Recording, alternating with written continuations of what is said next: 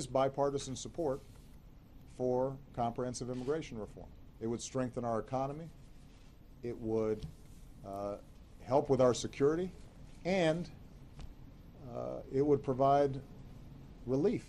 Provide relief, but to whom? And then the president went on to add that the reform would stop splitting up families, so forth and so on. So, JD, the key issue there, the key word we're focused on, relief, not for the families you say. This is more about electoral relief. Look, yeah, the president is searching for a way to make sure that the left has, for all intents and purposes, a permanent majority in this country well into the 21st century, indeed perhaps a century-long type of dominance, and that's what this is all about. Make no mistake. And the other thing that gets so miscommunicated on this, when he talks about breaking families apart, understand under existing law, an administrative law judge can determine whether or not a family stays unified. So and parents don't have to take a powder. Of course, they could keep their families unified by taking their children back to the country of origin. Okay, so that's a key point in all this as well. And then also, there's something else I wanted to point out that the president said yesterday, because again, going back to this theme we hear so much from the president, taking on Republicans and what the president calls their failure to get things done here. Here's the president on that. Right now, what's holding us back is House Republican leadership not willing to go ahead and let the process move forward.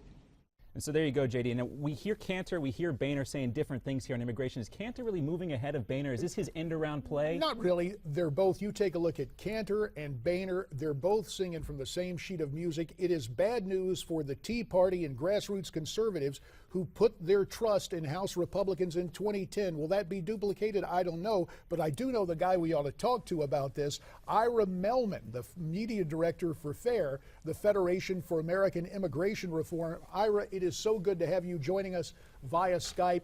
Give us your take on what's afoot here with this amnesty parade just before Easter. Well, I think you heard it in that Wall Street Journal article that you quoted. It's all about satisfying the business interests that want to hire ever cheaper labor here in the United States. It has nothing whatever to do with what's in the interest of the American people. And that's what's so conspicuously absent in this debate about immigration reform. Look, everybody wants immigration reform, but whose interests ought to be paramount here? I think most Americans would agree that those laws are there to protect the interests of the American people. And yet you have the Republican leadership in the House saying it's all about what the business lobby wants. You have the president saying it's all about what the people who broke our laws want. And nobody's talking about the impact that this would have on the American people, on workers, on taxpayers. Look, I mean, if we want to destroy the middle class in this country, just go ahead, pass that bill, because that's precisely what it will do.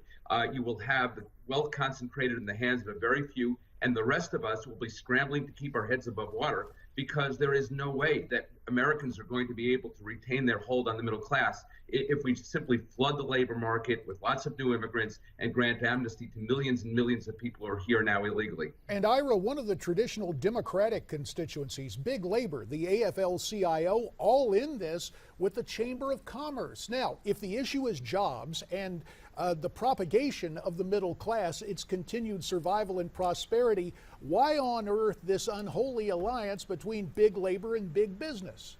Well, from the labor standpoint, they sold out their workers years ago. When the phenomenon of illegal immigration really began to take hold, they sat by silently, and a lot of their unionized workers were displaced by illegal aliens. Now these so-called leaders are looking around saying, hey, the only people doing a lot of these jobs are illegal aliens, and if we're going to have any relevance in the future, we're going to have to find a way to unionize them. And so they're pushing for amnesty for the people who are now working in the jobs that used to be done by unionized Americans. And of course, the business interests want greater access to foreign labor. Traditionally, the labor movement has been against more guest workers coming into the United States, but I guess they are willing to pay that price to get the amnesty that they want. So it is an unholy alliance, and both of them are selling out their core interests for, I'm not quite sure why. Clearly business will be able to get cheap labor out of this. I don't understand labor movement, though. Just less than a minute. Could you do this for me? Do you expect President Obama to issue another executive order basically providing amnesty? Only about 30 seconds. Do you see that happening? Yes, I think it is very, very likely. Last month, he ordered Jay Johnson, the Secretary of Homeland Security, to review their deportation practices. The Congressional Hispanic Caucus sent a letter to Johnson outlining what it is that they want. And essentially what they want is a cessation of all immigration enforcement in the United States, except maybe for serious criminals. Well, we appreciate the warning. Ira Mehlman, Federation for American Immigration Reform. I got to tell you, John, this is not the reform that is going to bring about harmony. It's going to bring about a constitutional crisis if, in fact, it comes to pass. And what we're hearing is that business interests taking priority over security interests, and not a lot of people happy about that. Not happy at all. We want to hear from you. Tweet us at Newsmax TV, #America's Forum.